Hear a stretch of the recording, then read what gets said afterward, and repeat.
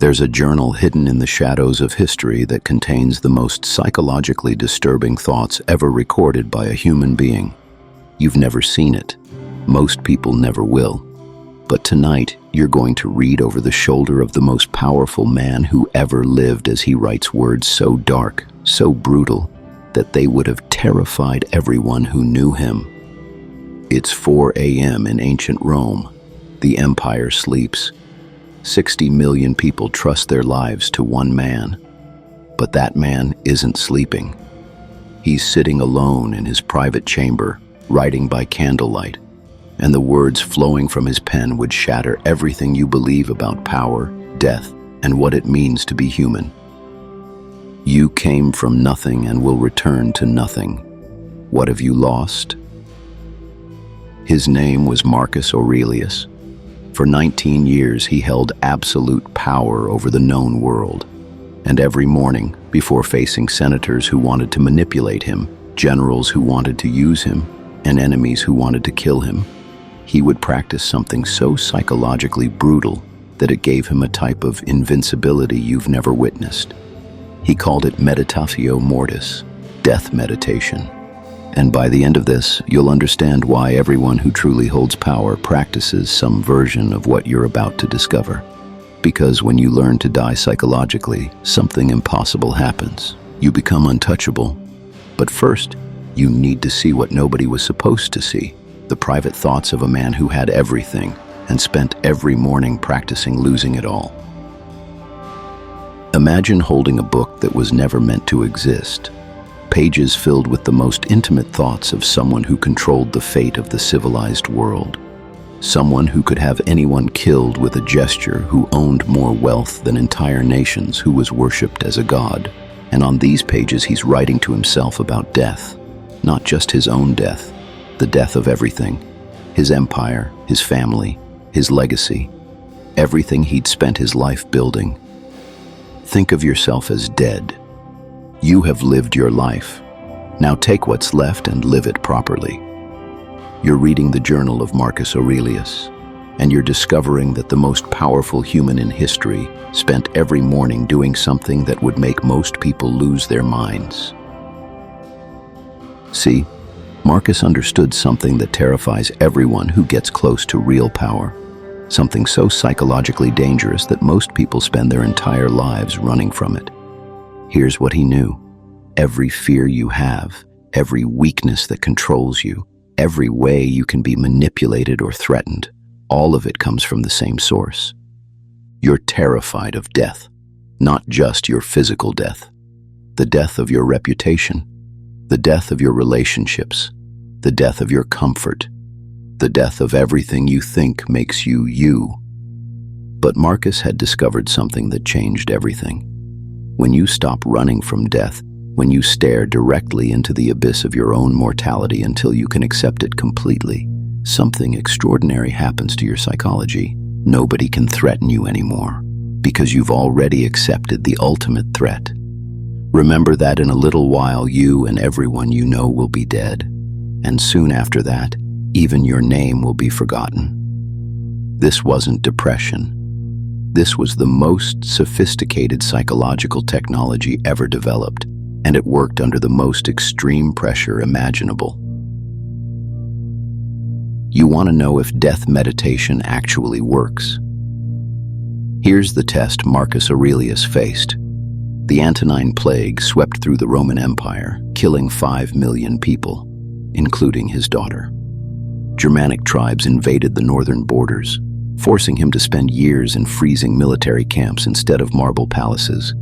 His own son, Commodus, the boy he'd raised to inherit the greatest empire in history, showed signs of the madness that would eventually make him one of Rome's most despised emperors. Senators plotted against him, generals challenged him. The weight of 60 million lives pressed down on his shoulders every single day. And through all of it, Marcus never broke, never lost his mind with grief, never became the monster that absolute power creates in every other human being who touches it. Want to know how? Every morning before the world could hurt him, Marcus would sit in that candlelit chamber and write entries like this: Death, hangs over thee. While you live and while you may, become good. Soon you will have forgotten everything. Soon everybody will have forgotten you. How small a fragment of time is allotted to each of us, for very swiftly it vanishes in the universal flux. He wasn't just thinking about death.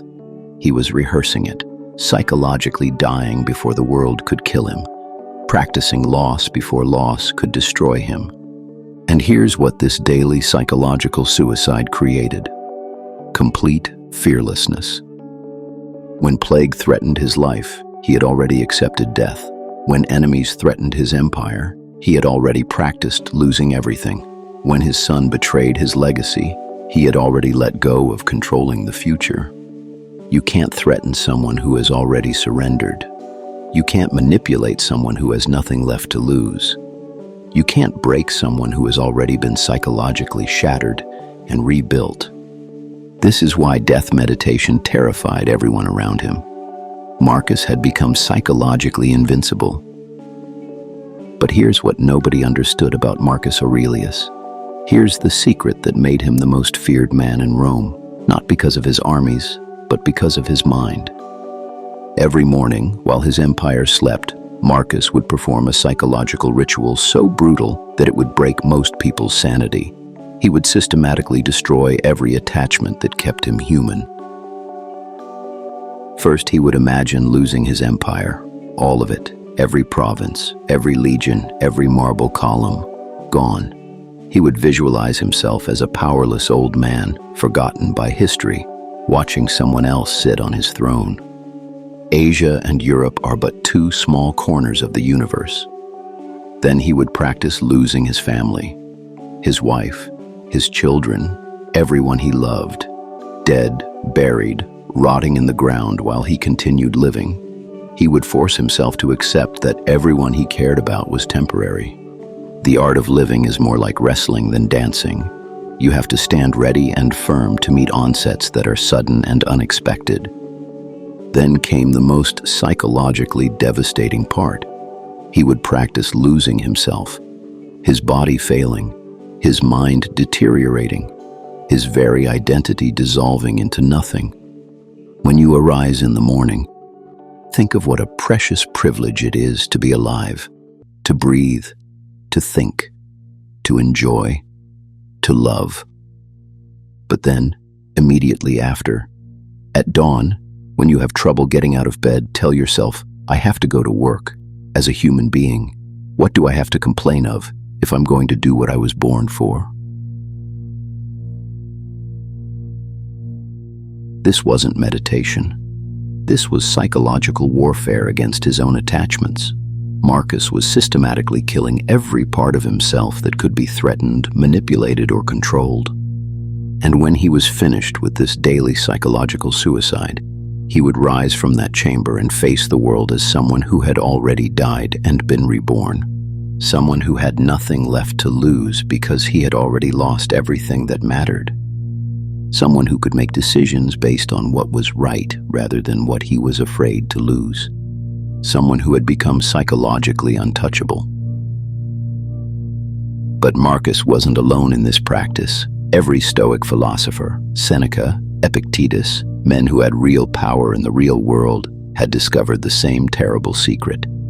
Seneca, who was one of the richest men in Rome, would regularly practice poverty. He would dress in rags, eat simple food, sleep on the floor, not because he was poor, but because he was practicing losing his wealth before fortune could take it from him. Set aside a certain number of days, during which you shall be content with the scantiest and cheapest fare, with coarse and rough dress, saying to yourself the while, is this the condition that I feared?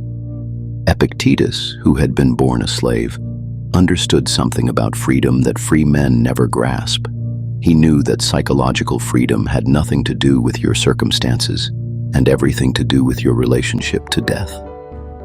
No one can hurt you without your permission. Wealth consists in not having great possessions, but in having few wants. These men had discovered the ultimate psychological technology. When you accept that you're going to lose everything anyway, your health, your wealth, your relationships, your life. You stop being controlled by the fear of loss. You can't threaten someone with job loss when they've psychologically rehearsed losing their life. You can't manipulate someone with social rejection when they've accepted that everyone they know will eventually be gone anyway. You can't control someone who has made peace with the ultimate loss of control. And here's what's disturbing about this. Every person who has real power over you, your boss, your government, the people who make decisions that affect your life, they all understand something about death that you've been taught to avoid. They know that death denial makes people controllable. When you're terrified of loss, you can be manipulated with threats of loss. When you're desperate to avoid mortality reminders, you can be distracted with immortality fantasies. But the people running these systems, they practice death meditation. They accept that their companies will eventually fail, their reputations will be forgotten, their bodies will decay. And this acceptance gives them psychological freedom to make moves that death deniers can't make. Here's the mechanism Marcus discovered. Here's why death meditation creates psychological invincibility. Every fear you have is death fear wearing a disguise. Fear of public speaking, you're afraid of social death, being rejected by the tribe, which meant actual death for your ancestors. Fear of financial ruin, you're afraid you won't be able to survive. Fear of breakups, you're afraid of abandonment, which historically meant death. When Marcus made death conscious, when he stared directly at mortality every morning until he could accept it completely, all these derivative fears lost their power over him. Because you can't threaten someone with lesser deaths when they've made peace with the ultimate death. This is why his journal reads like the thoughts of someone from another species, someone who had solved the fundamental problem that keeps every other human being enslaved. You have power over your mind, not outside events. Realize this, and you will find strength. The impediment to action advances action. What stands in the way becomes the way. Confine yourself to the present. But Marcus went even deeper than this. He realized that most people are psychological slaves precisely because they're terrified of losing what they think they own. Your job, your reputation, your relationships, your comfort. You don't actually own any of these things. They're temporary loans from fortune that will be recalled without notice. Marcus experienced this directly. The plague killed his daughter. Wars consumed his later years. His son became the tyrant he'd tried to prevent. But because he'd spent decades practicing psychological death, these losses didn't destroy him. His journal entries during this period show not despair, but deeper understanding. The best revenge is not to be like your enemy. Be tolerant with others and strict with yourself. Loss is nothing else but change, and change is nature's delight. This is what death meditation had given him, not immunity from loss, but immunity from being destroyed by loss. Near the end of his life, facing the Germanic wars that would consume his final years, Marcus wrote an entry that reveals the ultimate result of decades of death meditation. Death smiles at us all, but all a man can do is smile back. This wasn't resignation. This wasn't defeat. This was the psychological state that 20 years of death meditation had created. Complete fearlessness born from complete acceptance. When Marcus finally died in 180 AD at age 58, he died as he had lived for decades, psychologically prepared, completely present, utterly free.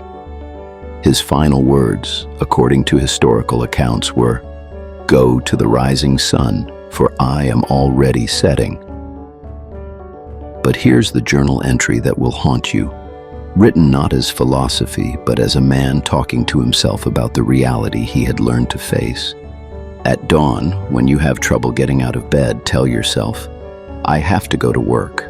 As a human being, what do I have to complain of if I'm going to do what I was born for, the things I was brought into the world to do?" This is what death meditation had given him, not despair about life's brevity, but clarity about how to use whatever time remained. And here's what will disturb you about yourself. You know he was right.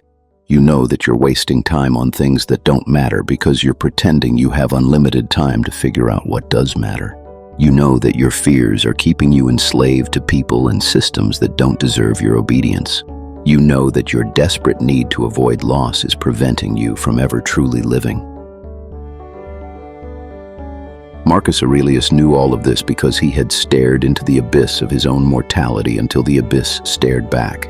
And in that exchange, he had discovered something that will change everything about how you see power, death, and what it means to be human. When you stop running from death, you start running toward life. When you accept that you're temporary, you stop wasting time on permanent fantasies. When you make peace with losing everything, you gain the power to choose what actually matters. The emperor left you the instructions in his forbidden journal, written in his own blood and terror and brutal acceptance. All you have to do is stop pretending you're going to live forever. You came from nothing and will return to nothing. What have you lost? And when you finally answer that question honestly, you'll understand why powerful people think about death every morning. Because they've discovered what Marcus discovered. The secret to being untouchable isn't having everything. It's having already lost everything and choosing to live anyway.